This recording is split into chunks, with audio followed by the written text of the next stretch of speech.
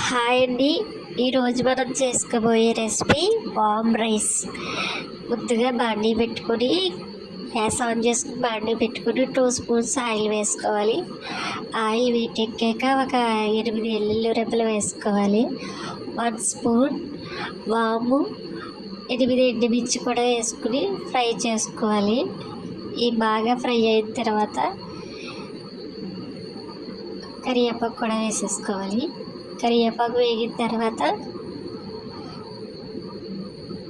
ఒక 1/2 స్పూన్ పసుపు వేసుకోవాలి.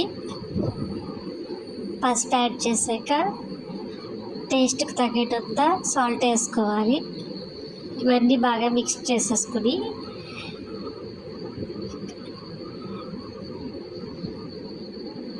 మనకి రైస్ ఎంత కావాలో అంత క్వాంటిటీ తీసుకుని రైస్ యాడ్ చేసుకోవాలి. ఇవన్నీ కలిసేలాగా రైస్ బాగా కలుపుకోవాలి. ఈ రైస్ మనకి జీర్ణం అవనప్పుడు తింటే వాము బాగా మనకి పనిచేసి డైజెషన్ బాగా అవుతుంది. మన వామ్ రైస్ రెడీ. బౌల్లోకి తీసేసుకుందాం.